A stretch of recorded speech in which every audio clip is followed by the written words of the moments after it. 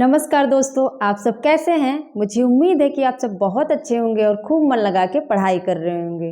दोस्तों, जैसा कि कहते हैं ना, जैसे बहुत सारे लोग हैं आपके आसपास में, वो आपको बहकाएंगे, क्या पढ़ रहा है इतना दिन से, चल मेरे साथ ये काम कर ले, वो काम कर ले, इतना मिल रहा है। तो उनके बहकावे में मत आना, क्योंकि कहते हैं ना, विकल्प बहुत मिलेंगे। कहते हैं क्या है, विकल्प बहुत मिलेंगे रास्ता भटकाने के लिए। विकल्प बहुत मिलेंगे रास्ता भटकाने के लिए, संकल्प एक ही काफ़ी है मंजिल को पाने के लिए। संकल्प एक ही काफ़ी है मंजिल को पाने के लिए। तो आप लोग लगे रहिए, आपको मंजिल ज़रूर मिलेंगी।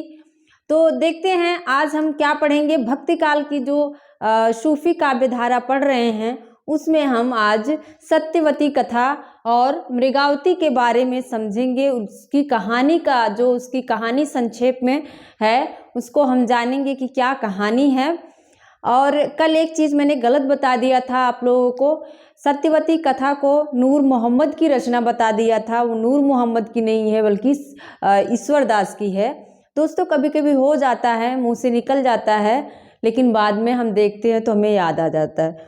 तो यही है, कौन है, क्या रचना है, सत्यवती कथा। इसको हमने बताया था प्रथम सूफी काव्य किसने माना है, तो हजारी प्रसाद द्विवेदी ने इसको क्या कह दिया है, ये प्रथम सूफी काव्य है। और इसका समय क्या है, 1501 है। और इसके जो रचयिता हैं वो ईश्वर दास हैं। दोस्तों, ईश्वर दास को सगुण और निर्गुण का समन्वयकारी कवि का माना जाता है कि इन्होंने इनकी रचनाओं में जो है वो सगुण और निर्गुण के समन्वय मिलते हैं। और जो आचार्य रामचंद्र शुक्ल हैं, वो इनको किसी भी धारा में नहीं रखते हैं, इनको किसी भी धारा में स्थान नहीं देते हैं। लेकिन आप देखेंगे भक्ति काल का जो प्रकरण 1 है, जिसमें इन्होंने सामान्य परिचय दिया है, उसमें इनको रखा है ईश्वर दास को। और सत्यवती कथा की जो संक्षेप में कहानी है, उसका वर्णन भी उसमें है, तो आप सब पढ़ सकते हैं।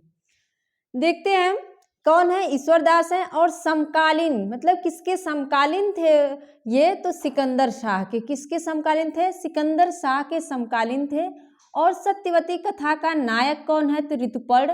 वेरी इंपॉर्टेंट क्वेश्चन है, वेरी इंपॉर्टेंट है ये ऋतुपर्ण, क्योंकि और देख रहे हैं कि उसमें राजकुमार है, लेकिन सत्यवती में कौन है, ऋतुपर्ण है। और नायिका को नहीं पूछता, क्योंकि नायिका के नाम पर ही ये रचना है सत्यवती कथा। नायिका कौन है, सत्यवती है। भाषा क्या है, ठेठ अवधी है, अवधी है। और इसमें क्या है, 5 अर्धाली पर 1 दोहा, मतलब 5 अर्धाली कहें तो चौपाई कह सकते हैं, 5 चौपाई पर 1 दोहा है। और ये जो कहानी शुरू होती है, वो व्यास और जन्मेजय के संवाद से होती है। व्यास और जन्मेजय के संवाद से पौराणिक ढंग से इसका आरंभ होता है। और इसमें क्या है, सतीत्व का महत्व है। ये जो सत्यवती है, वो सती का प्रतीक है, वो सतीत्व को उजागर करती हैं। और जो कहानी है वो आप लोगों को पता होनी चाहिए, क्योंकि अभी जो ट्रेंड है वो बदल चुका है, तो हमें कहानी के अंदर से भी पूछ सकता है। सबसे पहले क्या है कि ये जो सत्यवती हैं, इनके पिता कौन थे, चंद्रोदय। कौन है, चंद्रोदय हैं। और इनको कोई संतान नहीं होती है। क्या होता है, इनको कोई संतान नहीं होती है। फिर ये शिव की पूजा करते हैं और इनको सत्यवती नाम की एक, मतलब सत्यवती जो है वो जन्म होता है सत्यवती का। और सत्यवती को बहुत मानते भी हैं, कौन, चंद्रोदय। सत्यवती बहुत ही सुंदर थी, और वो एक सरोवर में स्नान करने के बाद ही शिव की पूजा करती थी। वो भी शिव की बहुत बड़ी भक्त थी। क्या होता है कि जो ऋतुपर्ण है वो किसका पुत्र है, ऋतुपर्ण जो है वो इंद्रपति का पुत्र है। कौन है, एक राजा हैं इंद्रपति, उनके 4 पुत्र थे, उसी में से एक था ऋतुपर्ण। और ऋतुपर्ण क्या है, आखेट खेलने, पहले क्या होता था, राजा लोग आखेट खेलने जाते थे। आखेट खेलने जाता है, जंगल में खो जाता है, और वहीं पे इनको कल्प वृक्ष दिखाई देता है, जिसकी लताएं कहते हैं। उसमें लिखा है कि 30 कोस तक उसकी लताएं फैली हुई थी, उस पे चढ़ के देखता है कि कुछ स्त्रियां जो हैं कहीं सरोवर में स्नान कर रही हैं। फिर वो वहाँ चला जाता है, वहाँ पे देखता है कि सत्यवती वहाँ पे स्नान कर रही हैं, उनको एकटक देखता रहता है। सत्यवती को गुस्सा आ जाता है और वो उसको श्राप दे देती हैं कि तुम कोढ़ी हो जाओ और अंधे हो जाओ, बहरे हो जाओ, कोढ़ी हो जाओ। और शिव की भक्त तो थी ही, वहीं पे उनको श्राप लगता है। ऋतुपर्ण बहुत रोता है, लेकिन वो वहीं पे छोड़ के चली जाती हैं और वो कोढ़ी हो जाते हैं, वहीं पे रोते बिलखते हैं। एक बार क्या है कि सत्यवती के जो पिता हैं चंद्रोदय, कौन है चंद्रोदय, वहीं से जा रहे थे उसी रास्ते से, और उसकी जो राजा था ऋतुपर्ण, उसकी दुर्गंध उनके पास तक चली जाती है। फिर वो घर पे जाते हैं, क्या करवाते हैं, भोजन दान यज्ञ करवाते हैं ताकि मन को शांति मिले। फिर इसके बाद वो क्या करते हैं, भोजन के समय जब भोजन करते थे रोज, वो अपनी कन्या को बुलाते थे सत्यवती को, तभी जाके भोजन आरंभ करते थे। लेकिन सत्यवती क्या है, नहीं आती हैं, वो शिव की पूजा में लीन रहती हैं, नहीं आती हैं। तो वो उनको कह देते हैं, अपने जो दूत रहते हैं चंद्रोदय, दूतों से कहते हैं कि इसको उसी कोढ़ी को सौंपता हूँ। तो पहले क्या होता था, माता पिता की बात बच्चे बहुत मानते थे, तो क्या करती हैं, कहती हैं नीम की एक टहनी लेके वो चली जाती हैं उसी कोढ़ी के पास, उसी की सेवा करती हैं जिसको उन्होंने श्राप दिया था, और उसी के साथ पूरा सतीत्व, एक जैसे जिसे कहते हैं सती की तरह एक रहने लगती हैं, और उनको कंधे पे बैठा के जहाँ पे देवता मुनि लोग रहते हैं वहाँ पे धाम में जाती हैं। और वहाँ एक बार ये कहती हैं कि अगर मैं सच्ची सती हूँ तो रात हो जाए, तो रात हो जाती है। सारे मुनि देवता आते हैं, उनसे रिक्वेस्ट करते हैं, आराधना करते हैं कि दिन करो। तो फिर वो कहती हैं कि पहले हमारे पति को पहले की तरह आप लोग करो, फिर जाके ऐसा करूँगी। तब उनके पति वहीं पे स्नान करते हैं और फिर से जाके वो पहले की तरह सुंदर हो जाते हैं। यही पूरी कहानी है। इस तरह से आप लोग कहानी भी जानते रहिए, क्योंकि अभी ट्रेंड बदल चुका है, तो कहानी के अंदर से भी जाके पूछ सकता है कि वो किस पेड़ की, मतलब नीम की टहनी लेके जाती है तो किस पेड़ की टहनी लेके वो गई थी, तो ये सारी चीज़ें पूछ सकता है। इसके बाद क्या है, मृगावती है।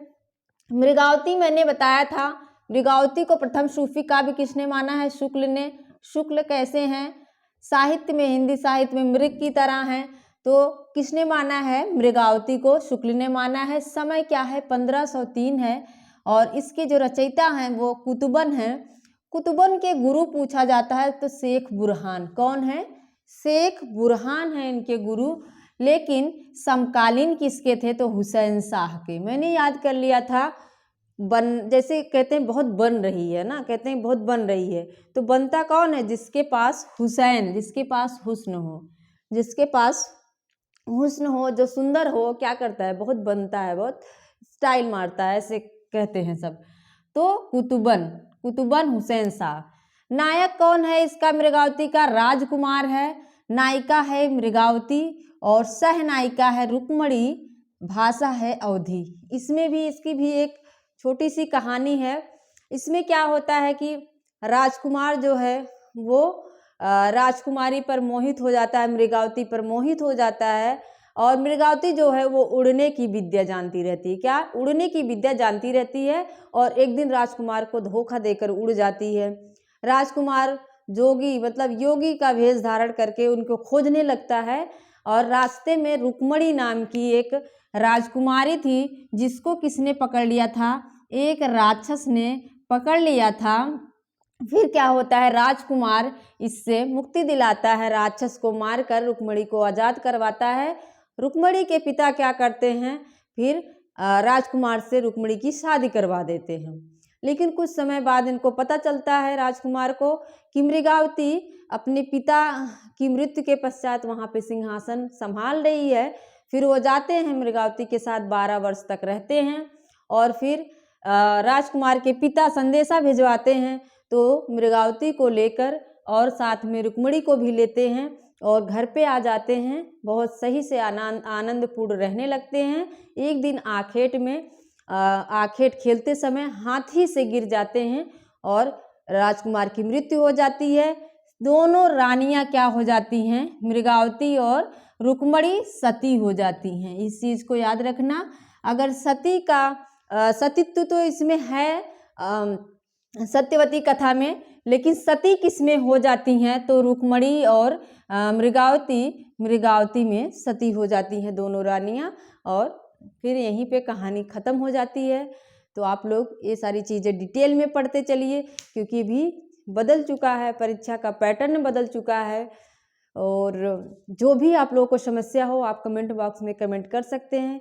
मिलते हैं नेक्स्ट वीडियो में। और हाँ, अगर आप मेरे चैनल पर नए हैं तो सब्सक्राइब शेयर लाइक कर दीजिए। और पूरा वीडियो देखने के लिए थैंक यू, धन्यवाद।